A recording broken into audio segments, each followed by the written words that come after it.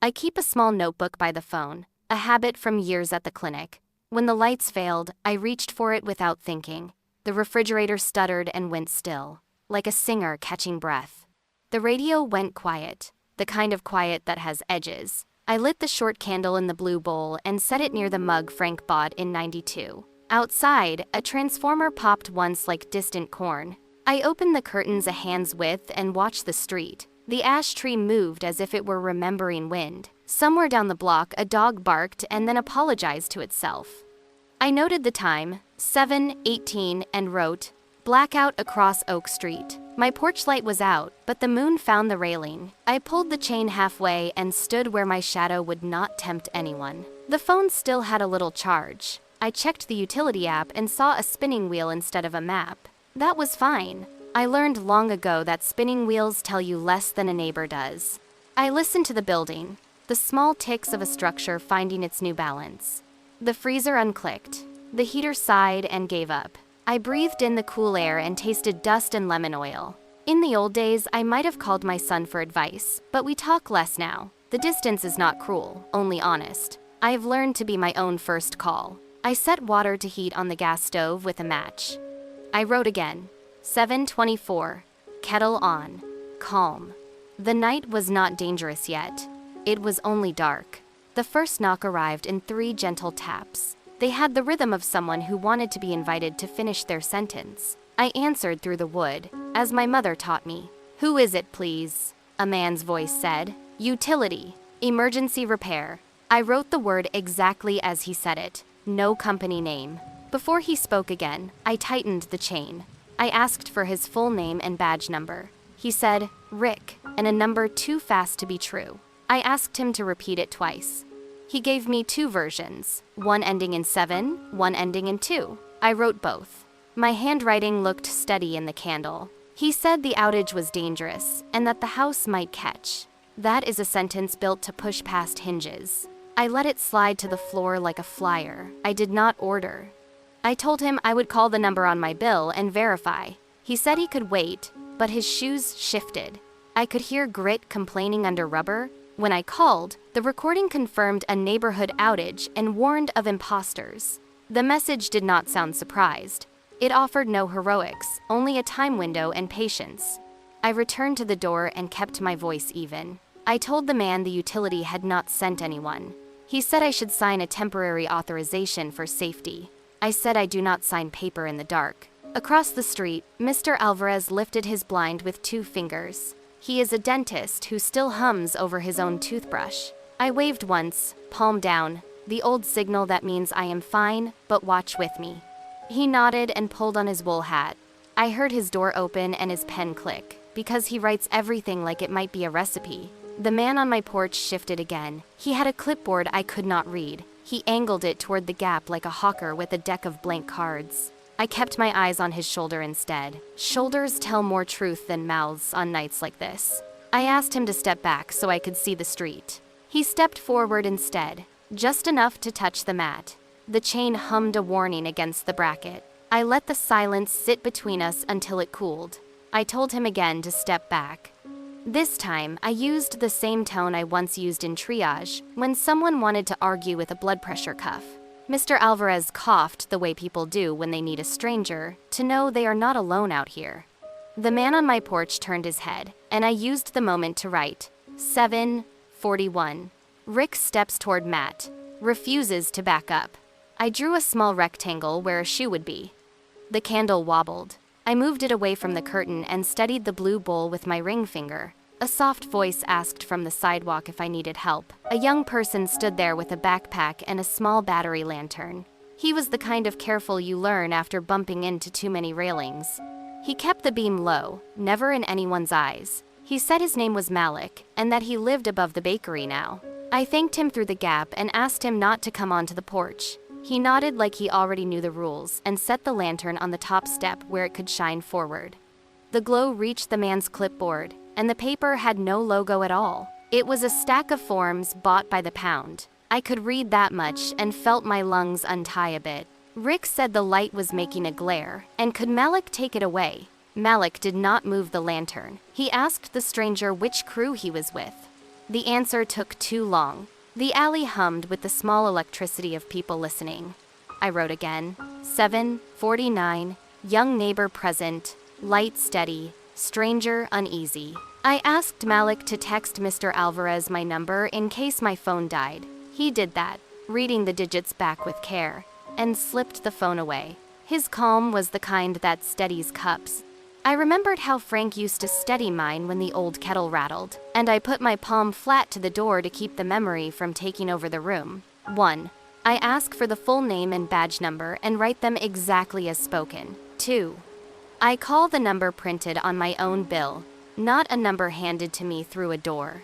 3. I note the time before anything else so that fear cannot smear the evening. 4. I involve a neighbor early because 2 pairs of eyes make clearer pictures. 5. I wait longer than a stranger wants me to wait, because hurrying is their favorite tool. The man on my porch said he only needed a signature to restore my meter. He spoke like a person selling a hurry. I told him I would not be signing. He reminded me that food would spoil and pipes might freeze. I let the candle speak for me, its small, steady argument against panic. Some problems are solved by blankets and tea and the patience to see a morning. He slid a paper under the door with the patience of a cat. I did not pick it up. I read the top line upside down and found nothing useful. It asked for access and banking details as if these were the same sort of thing. He said I could fill in later. That is not a real sentence in any safe house. I took a photo of the paper with my phone while the battery still had kindness in it. Malik stepped closer to catch the corner of the page with the lantern. The grain of the paper looked like it had already told this lie too many times. I pushed the sheet back with a wooden spoon, the one with the burned notch near the handle. Mr. Alvarez called across gently to ask if I wanted the plate number of the truck. I said yes without moving the chain. He read it out like an oath, and I wrote it down. The man at my door said it was a loaner from the company. I asked which company. He said, the energy people. The way you would say, the bread place. I told him I was calling the police to make a report and that he was free to wait or to leave. He knocked again in a pattern that wanted to become anger and then recovered its manners. I appreciated the recovery. I prefer courtesy as a bridge to any exit. The non-emergency line answered like they had met my night before. The woman asked for my name, my address, and whether anyone had gotten inside. I told her no. She asked if a neighbor could stay nearby until an officer arrived. Mr. Alvarez tapped his hat like a flag. Malik lifted the lantern a little higher and set it back down. I gave the plate and the 2 versions of the badge number. I read the timestamps in order so no one would have to guess. The woman said I had done the right things and that an officer would come by between calls. I thanked her by name because names are the smallest thank you that still count. The man on my porch sighed like a stage curtain. He said he would be back with a supervisor. I wished him a safe walk to the truck. He left the way people leave when a room refuses to cooperate. I kept the chain across, even after his boots stopped making their small weather. I poured the hot water, which had been waiting patiently on the stove. The flame was low and kind. Steam opened like a thin flower in the cold kitchen. I brought the mug to the door and set it on the table with the notebook so that my hands had a job. Doing something small is how I keep the big things from tipping over. Mr. Alvarez crossed over, staying on the lower step as if it were a border with customs. He said he had called his cousin, who works the real utility line, and that crews were out 2 streets over. He laughed without sound and said his cousin warned him about clipboard men when the grid is sleepy. He passed me, over the rail, a sticky note with the plate written clean and the time beside it. He writes time like a musician, writes, rests. I tucked the note into the notebook and underlined it twice, not because 2 lines are truer than 1, but because they make me breathe differently. A car rolled by without lights and then realized its mistake and corrected itself. We listened to our block, learn its new rules. The candle had eaten a neat valley. I turned it so the wax could think in the other direction for a while. Malik shifted his weight like a lighthouse that needs a new bulb, but refuses to give up tonight.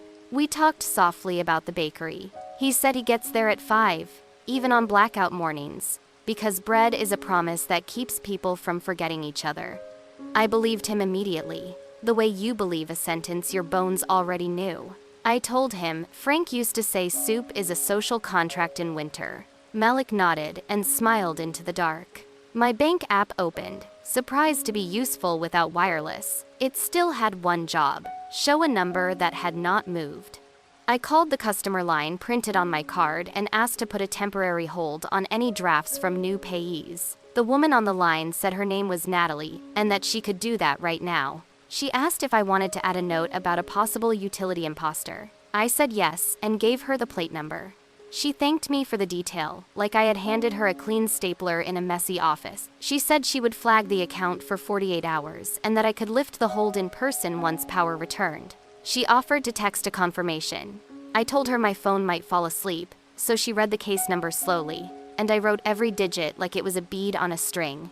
I repeated it back. Repeating is how strangers practice trust with each other when they cannot share tea. When we hung up, I wrote 822. Natalie at bank, hold set, case number in margin. The candle leaned and I cupped my hand near it without touching. You do not have to touch every problem to be near its solution. Sometimes you write and wait and let the night tidy itself. The truck idled again, closer this time. It felt like a dog trained to circle a tree. Flesh can be taught the wrong routes. Malik adjusted the lantern so it lit the sidewalk like a stage you could leave without apology. Mr. Alvarez hummed the slow bar of a song that made the cold feel like a flavor instead of a threat. The clipboard man returned with another person who did not speak. He said the word supervisor and held the paper higher. I kept my eyes on their hands. Hands tell you how long a story will last. The second man took a photo of my door and said the meter was compromised. I asked for his own badge number and full name. He said, "You don't need that." I replied that I did and that the police were on their way. He told me to be reasonable. Reason has never minded a badge. He folded his arms the way people do when they prefer to push instead of answer. I let the silence practice its posture again. Malik asked if they wanted him to read the plate out loud a second time. They did not. They left a flyer with a phone number that did not match my bill. The paper smelled like fresh ink, which is what lies where when they want to be taken to dinner. I took another photo of the flyer and slid it under the ceramic sugar bowl where my tea bags wait their turn. Officer Baines arrived without ceremony. He parked under the ash tree and angled his lights so they would not blind anyone. He walked like a person who knows the names of 2 streets past his patrol map. He greeted Mr. Alvarez and Malik before he greeted me. I liked that order. It honors the people who kept the street civil. He asked me to retell the evening from the first knock. I read my notes and handed him the sticky with the plate number. He frowned in the professional way. That means the plate has already been helpful. He photographed the flyer and the paper with the banking fields. He asked if the men had tried the handle. I told him they had not, and the chain had never felt tempted. He radioed a brief description and thanked Malik for the light. He asked Mr. Alvarez whether any doorbell cams had noticed anything before the power went out. Mr. Alvarez said his had gone dark with the rest, but that his cousin would check the neighborhood system that records to a battery in the deli. I asked if I should stay awake. He smiled and said, "Sleep is a tool, not a prize." He gave me a small card with his name and the report number in neat numbers. He said to call the non-emergency line if the men returned and to keep the chain unless the morning asked otherwise. I made a list of what fear wanted me to do and what I actually did. Lists calm the part of the mind that wants to run laps in the dark. I wrote that I had checked my bill, called my bank, and involved a neighbor. I underlined that I had not opened the door. I drew a small mug in the margin to remind myself that tea had been a worker tonight, not just a comfort. The fridge breathed in the dark like a large animal that had chosen to nap instead of prowl. The candle became a shallow pond. When I trimmed the wick, the flames stood up straighter, as if a teacher had returned to the classroom. I put a blanket on the back of the chair, I might choose later, and closed the curtains a little to let the room feel owned. Malik asked if I needed batteries. I said I had enough for the radio and the small flashlight I trust. He said he would leave the lantern on the step and come back in 20 minutes to check on us all. He said check, not patrol, and the difference mattered. Words that do not try to be bigger than their job always keep time better. I cleaned the wooden spoon and set it to dry with the burn mark facing out, not hidden. Tools that show their scars remind me not to hide mine. I heard Officer Baines speak softly into his radio and then call out that he would loop the block once before heading to another call. Mr. Alvarez scribbled and hummed and hugged his own elbows like a coat. 1. A notebook with thick paper that does not smudge when the room is cold. 2. A pen you like and a pencil that always writes, even when the pen is stubborn. 3. A photocopy of your latest bill and your bank's card with the printed number. 4. A spare battery light that can sit without rolling and a match with a patient head. 5. A habit of asking for full names and repeating numbers back until they make sense. I taped the checklist to the inside of the pantry door years ago. Tonight, I could have recited it without looking. Routine is a friend that rides in the sidecar when the road goes strange. I brewed a second mug while the wick decided how high the flame wanted to be. The second mug tasted like the first but more content. I thought of Frank and his habit of opening doors before finishing questions. He trusted until trust asked to be tested. I loved him for it and sometimes had to repair the consequences with a wrench. Memory wanted me to be brave the way he was. But bravery is a costume you tailor to fit your own bones. I told the empty kitchen that my courage would look like a chain and a phone call tonight. I said it quietly, so fear would not feel challenged into a performance. I washed the mug and dried it again, not because it was dirty, but because the cloth knew what to do with my hands. My hands have kept me alive longer than any speech I ever gave. The street tried out a few new sounds, as if auditioning for the role of later. A bicycle rolled by with a soft click I felt in my wrist.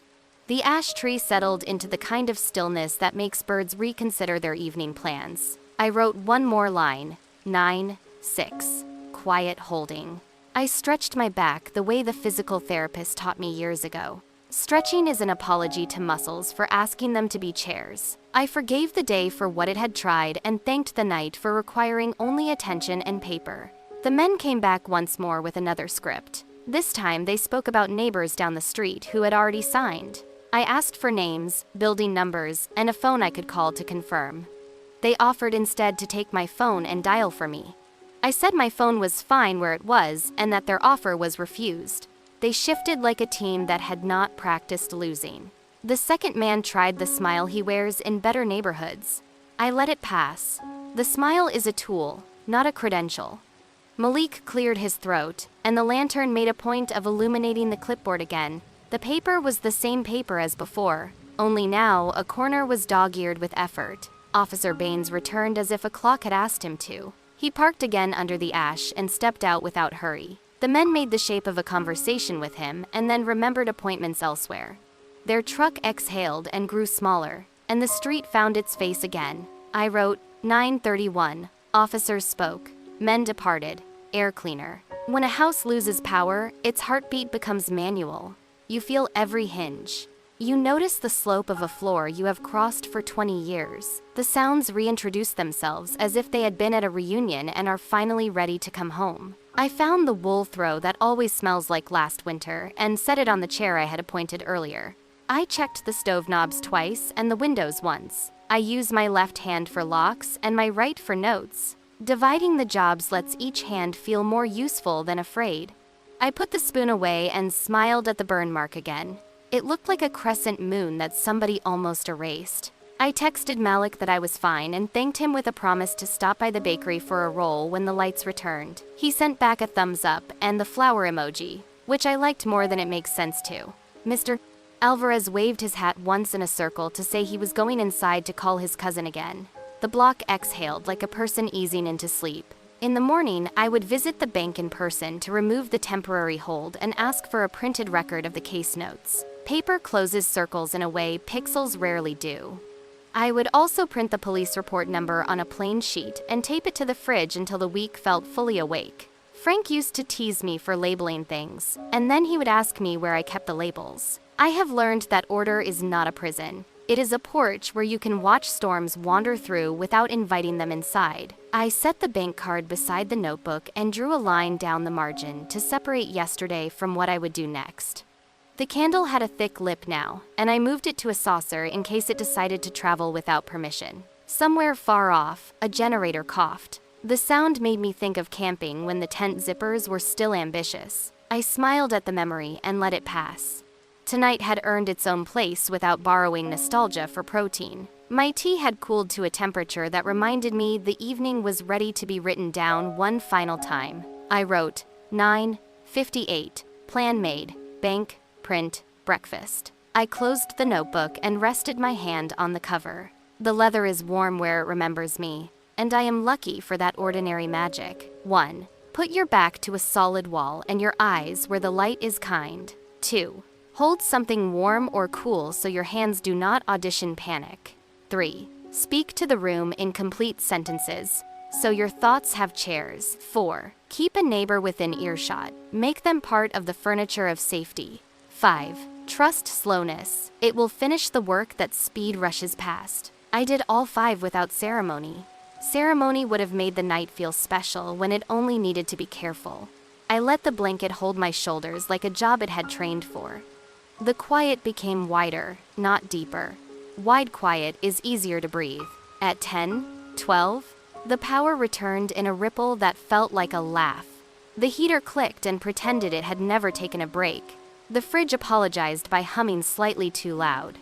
The radio tried on a song that had been interrupted mid-syllable. The ash tree forgot us again and went back to talking to the sky. I turned off the stove match and blew the candle with a gratitude that was not theatrical. I thanked Malik through the door even though he had already gone home to sleep. I texted Mr. Alvarez a drawn checkmark. He responded with a single tooth emoji, which I chose to interpret as success. Officer Baines cruised by one more time and tipped 2 fingers from the steering wheel. I gave him the same thank you back through the glass. I locked the door and then unlocked it and locked it again because that is how my hands accept change. I slept then, not like a hero, but like a person who has finished page 1 of a longer book. Sun finds the house in a particular angle after nights like that. It checks on the corners. It warms the one tile that never fully cooled. I made oatmeal and added the last of the raisins because I think rewards should arrive even when the task was only patience. The spoon tapped the bowl like a shy metronome. I dressed as if I were going to an appointment with an old friend. The bank smells like printer, heat, and quiet perfume. Natalie greeted me at the desk with the calm of someone who balances lives for a living. I thanked her for the night work. She said that is what nights are for. We reviewed the account. Nothing had moved. She removed the temporary hold and set an alert that would ping me if any new payee appeared for 7 days. She printed the summary and slid it in a folder like a teacher passing back a paper with no red marks. She asked if I wanted to update beneficiaries while I was there. I said later, when my tea is full and my pen freshly glad. On my way out, I bought 2 rolls at the bakery and asked for Malik. He came from the back with flour on his cheek and accepted my thanks with a shrug. Bread is teamwork, he said. So is a safe block, I answered. The sentence felt like sweeping a stoop. At home, I called the non-emergency line and added the morning details. The dispatcher read back the case number and said an officer might stop by for a signature. I put the printed banknotes in the drawer with the medical file and the small envelope of spare keys. Order putting its coat on again. I wrote a short note for the building bulletin board. It listed the useful steps without the scare. I included the bank hold advice and the reminder to use numbers printed on your own bill. I kept my handwriting large for sleepy eyes. I taped the note with 2 pieces of blue painter's tape because it peels off clean when the week is done. Mr. Alvarez stood in the lobby with a clipboard of his own and collected plate numbers from neighbors. Community policing is a phrase with many meanings. Ours looks like people with pens and hats and the decision to ask questions out loud. Malik brought a bag of rolls and said first come, first served, which made everyone smile like a classroom. I felt my shoulders lower a full inch. Fear had left a crease, yes, but the iron was warm and ready. I made a second list in the notebook titled Next Time, in case there is one. You plan so that practice can rest between performances. A closed door is not a dare. It is a boundary that lets kindness knock and lets trouble walk on. A chain is not an accusation. It is a sentence that says, I can hear you, but I am not yet convinced. Paper is not a bureaucracy when it keeps your thoughts from spilling under a stranger's shoes. I tell myself these things because I want to stay warm without being naive. Warmth should have a spine. I wrote a line Frank would have liked, courage, tonight, looked like wool and ink. I underlined it and laughed once. The kind of laugh that oils hinges. Hinges deserve care too. I wrote down the recipe for the oatmeal I had made because the raisins had felt correctly generous today. The page looked domestic and practical beside the case notes, like cousins at a reunion who finally recognized each other. Safety shares a pantry with kindness. They use the same bowls. I checked the porch light bulb to be sure it had not shaken loose. It was snug and ordinary. I wiped a small thumbprint from the glass. Prints happen to glass when people care for each other in the dark. I left it there anyway after I saw it. A small, messy autograph from the night we kept simple. Officer Baines returned in the afternoon with a single sheet and a pen on a string. He asked if I wanted the incident listed as suspicious solicitation or attempted fraud. I asked which helped his statistics bend toward prevention. He said both worked, but the second got more attention at briefings. I chose the second. Attention is a kind of fence. He asked if I wished to press further. I said a report and a plate would be enough. He nodded, serious in a friendly way, and left me a copy of the page. He told me the plate belonged to a rental and that the company would pass along a name once the paperwork caught up to the night. Paper always walks after the action, never beside it. He admired the blue bowl with the candle and said his grandmother had one just like it. I told him mine keeps the wick from scaring the table. He laughed and said he would suggest the same to his mother, who still puts candles on bare wood because she trusts tables too much. We shook hands at the exact right distance. Distance is one more way safety wears shoes. I wrote his visit down and slid the copy into the folder that already had space waiting for it. Prepared spaces, welcome calm like it was expected. I walked to the hardware store for fresh matches and 2 more candles. The clerk asked if I was stocking up for storm season. I said I was stocking up for solace season, which made him grin under his winter mustache. I bought blue painter's tape too, because I always seem to be running out of the good kind. At the print shop, I made 2 extra copies of the bank summary. One went to the folder. One went to the neighbor's bulletin board for anyone who wanted to see what a hold looked like in clean print. Natalie would approve of the font, I think. Fonts are friendships in paper form. I stopped at the bakery, of course, and left a note for Malik that said I owed him a light bulb when the lantern finally told him it was tired of work. He drew a small slice of bread and wrote, "Debt forgiven with crumbs," which I tore off and tucked into the notebook, like a ticket to a show I'd enjoyed. On the way home, the air tasted like snow, thinking about its life choices. I pulled my scarf closer and felt the day align inside me, the way shelves line up when you decide what not to keep. Nights like last night do not make me hard. They make me precise. She is grown now and rarely needs my list, but I wrote one anyway in the back of the notebook where secrets go to be useful. 1. Ask for names like you are about to knit them into a sweater. 2. Never hand your phone to a stranger who asks to dial for you. 3. Stand where you can step back without tripping over a table. 4. Keep your voice even. It leaves fewer fingerprints on your heart. 5. Tell your bank the truth quickly. They are practiced at catching what falls. If she reads it, she will hear my old clinic voice layered over my kitchen voice. Both are mine, and both have kept people breathing.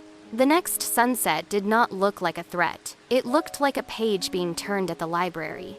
I set the blue bowl back on the table just to admire its patient roundness. The porch light came on when the sky asked politely, and I smiled without performance. The house held itself like a person who remembers their posture. Mr. Alvarez knocked softly to bring me a small bag of limes because the grocer had extras and because he pays debts with fruit. He told me his cousin said 2 arrests had been made 1 town over with the same style of flyers. The word style felt correct and sad. Fraud has fashion trends too. I thanked him and gave him 2 candles as a trade, because trades keep neighbors from becoming charities, and charity is a coat that can get heavy if worn too long. He laughed and said he would label the candles with last night's date so he could remember he had already passed this test once. We stood together at the rail and watched the street be ordinary. Ordinary is the goal after a scare, not celebration. We agreed on that without saying it and went inside to let the night practice its music without our supervision. I drafted a letter to my son that I will probably never mail. It said that I am safe, not because the world behaves, but because I learned to behave in it. It said that doors are sentences, and banks are helpers, and neighbors are the grammar that keeps everything from running on too long. It said I wished him the same calm. I tore the letter into 4 neat pieces and put them in the recycling. Not every truth owes the world a stamp. Some truths work simply by being written and thrown away. My hands felt lighter. The trash lids sighed in the sweet way lids do when they finally understand their own hinge. I made soup and added the limes and laughed because it worked. I ate at the small table and kept the radio low. A song from the year we bought the blue bowl drifted out and then back. The spoon made its quiet circles. I let the evening be only that. I washed the pot and let it dry upside down like a little hat. I wiped the counter with slow circles and thanked the house for being simple enough to understand. Natalie answered with her name again, which I appreciate because it gives you something to hold. I told her nothing had happened overnight and that I had copies for my records. She sounded honestly pleased. Some voices are built for congratulations without confetti. She reminded me to shred the flyer and any forms the men had pushed. I said I had photographed them for the report and then put them where paper meets its own future. She smiled through the line, or maybe I heard what I needed to hear. And either way, the air felt kinder. She asked if I wanted to set a standing rule that no new payee could be added without an in-person visit. I said yes and wrote it down. Rules are not cages when you choose them yourself. They are the notes on the fridge that remind you how you like your mornings. We said goodbye, like people getting off the same bus at different stops. I held the receiver a second longer than I needed to. Phones keep us company in a way, doors cannot. Officer Baines phoned to say the rental company had turned over a name, and that the pair matched a pattern from weeks past. He thanked me for the notes because the two versions of the badge number made a nice hinge for the case. Hinges again. I smiled at the theme. He said they might ask me to testify on paper, which is the only kind of testifying I like. I agreed and asked him to give my thanks to the dispatcher who had been patient with my detailed reading. He said she appreciated people who wrote before they worried. That is a compliment I will keep. Before he hung up, he asked about the blue bowl. I told him the truth. It was a gift in a year that had too much wind. It kept the candle from tipping then, and it keeps it now. He said his mother would like that sentence and asked if he could steal it. I said, of course. Good sentences want work.